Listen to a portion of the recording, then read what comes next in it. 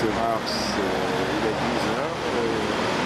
Thierry Michel Atangana est actuellement reçu au palais de l'Élysée par le président François Mitterrand.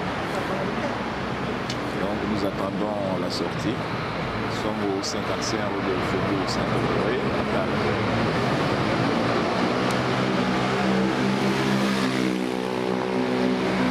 L'entretien a été fait dans la plus grande discrétion et la presse n'a pas été autorisée à y assister.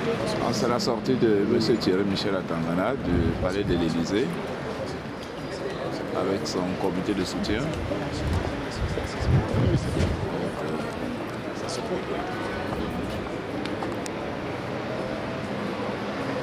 Donc nous ne pourrons pas faire l'interview devant le palais de l'Élysée. Nous allons devoir nous décaler pour pouvoir éventuellement poser des questions à M. Thierry Michel Atangana, à la demande de la police. Merci pour nous rejoindre. Accompagné de M. Thierry Michel Atangana. Dites-moi, vous venez de rencontrer le président Hollande. Que vous a-t-il dit? Est-ce que vous lui avez raconté vos conditions de détention? Nous avons évoqué tous les sujets. J'ai d'abord exprimé ma profonde gratitude au président de la République pour les efforts personnels qu'il a portés pour que je puisse retrouver la liberté. Il m'a reçu avec ses collaborateurs dans un premier temps et nous avons eu un temps d'entretien seul à seul. Et j'en retire une situation très favorable pour ma reconstruction. Il a pris le temps et c'est un homme exceptionnel qui a porté un acte exceptionnel parce que cet acte-là me donne la vie et me permet de retrouver la civilisation, la paix intérieure et de me reconstruire. Lui avez-vous raconté vos conditions de détention? Il était très au fait de ma situation carcérale. J'étais surpris. Il connaît mon dossier, il a étudié, il a travaillé. Il ne s'est pas seulement limité aux avis de ses collaborateurs. Il a vraiment pris le temps, pendant longues années, d'étudier ma situation. Et je lui en suis infiniment reconnaissant. Est-ce que vous vous considérez comme un otage de Paul Biya?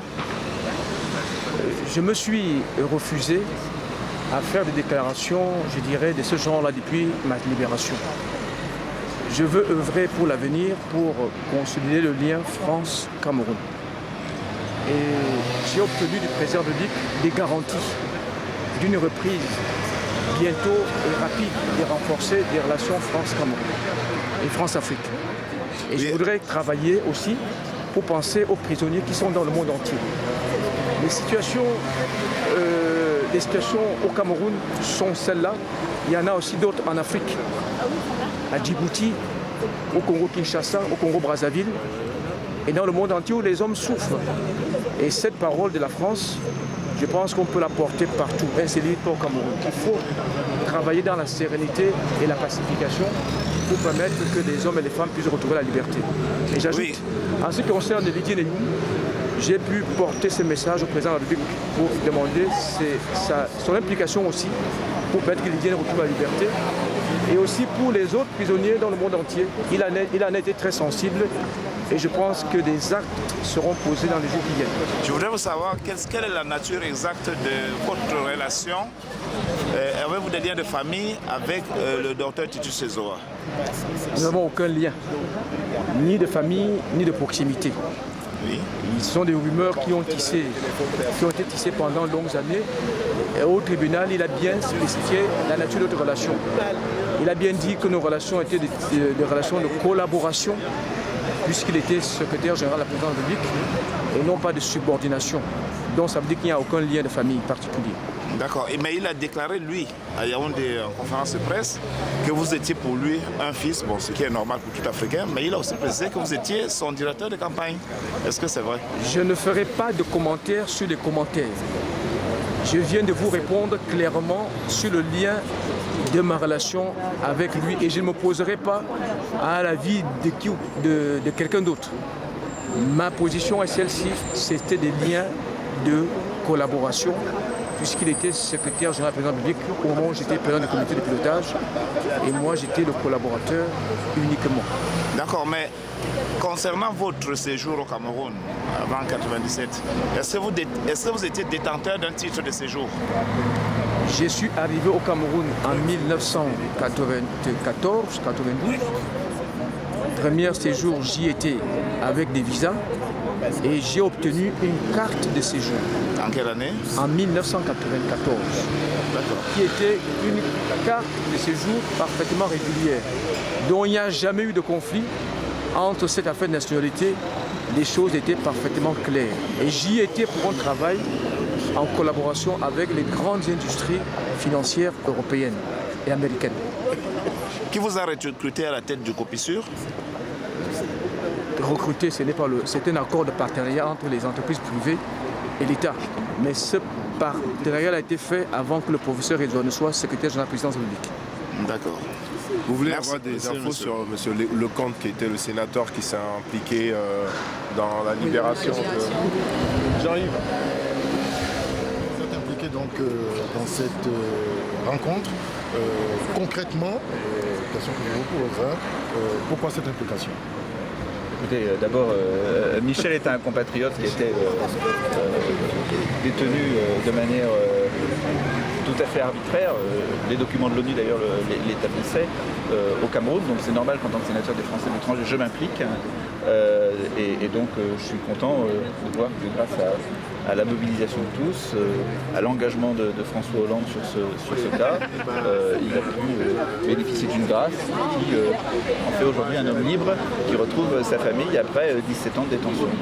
Oui, alors concernant le cas de Lydiane Youm, il lui est reproché par l'État camerounais d'avoir conservé par divers ailes l'argent qu'elle était censée collecter pour le compte de l'État.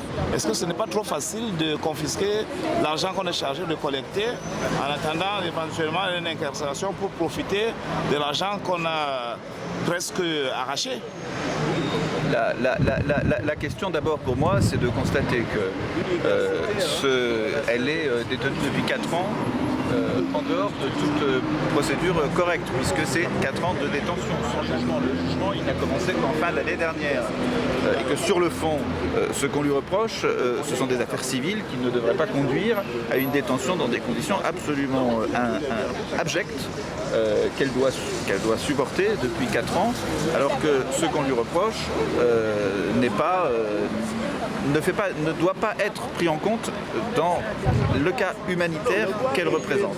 Oui, mais il y a 4 ans de détention sans jugement.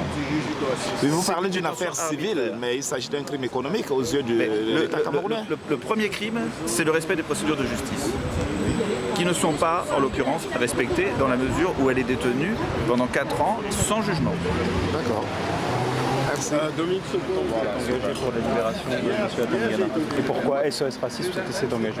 Moi, je me suis engagé à partir de janvier 2013, lorsque j'ai eu connaissance de ce dossier, et avec des membres de SOS Racisme, notamment son vice-président Ibrahim Sorel, on a décidé de monter le comité de soutien. La raison, elle est simple, c'est... je suis un militant des droits de l'homme. On était ici dans un dossier de violation manifeste et répétée des droits de l'homme à un niveau que j'avais rarement vu avec une telle intensité, une telle constance. Et deuxièmement, moi qui suis d'origine africaine, la question de l'état de droit est fondamentale parce qu'il ne peut pas y avoir de développement sans état de droit. Et donc finalement, il y avait un cas individuel, mais au-delà du cas individuel, il y avait aussi finalement pour l'Afrique, pour les pays africains, la nécessité de comprendre qu'on ne pouvait pas plaisanter avec ce genre de sujet parce qu'il était lourd de conséquences justement en termes de développement qui est quand même ce à quoi aspire l'ensemble des peuples en Afrique. D'accord.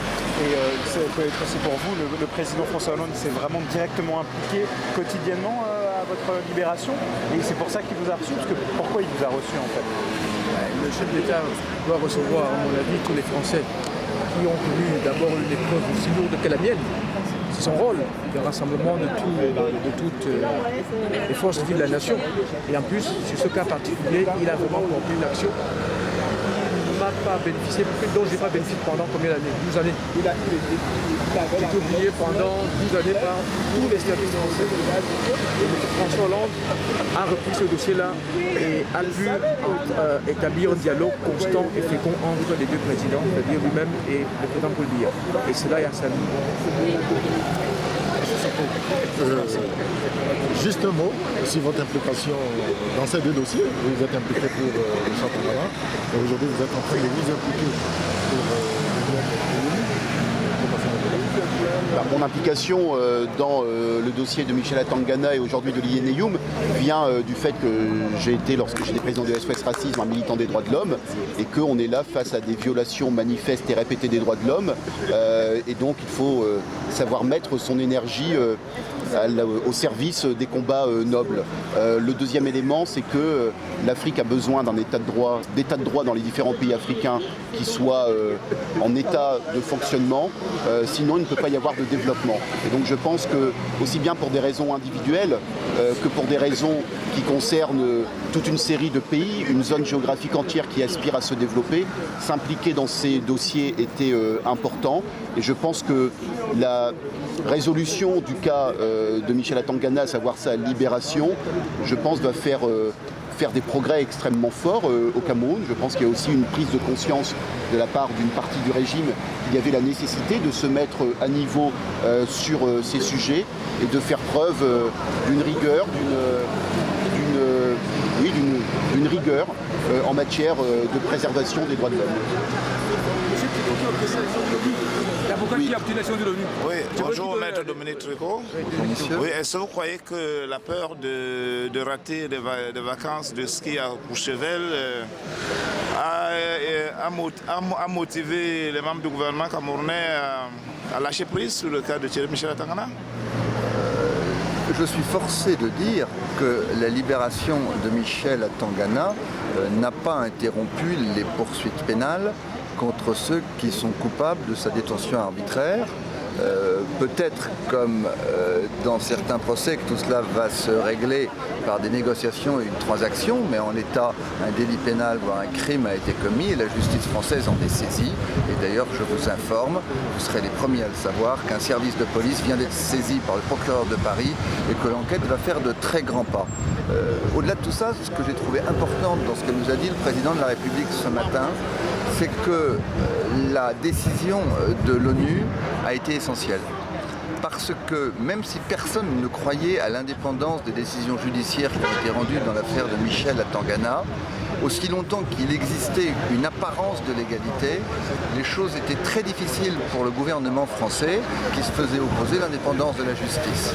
À partir du moment où l'ONU a dit qu'il s'agissait d'une détention arbitraire, qu'il ne s'agissait pas d'une condamnation régulière, qu'il s'agissait même d'une détention arbitraire depuis le premier jour, on était hors de tout phénomène judiciaire et à ce moment-là, la diplomatie française savait que celui qu'elle devait récupérer au Cameroun, c'était pas un condamné injustement condamné, c'était un otage.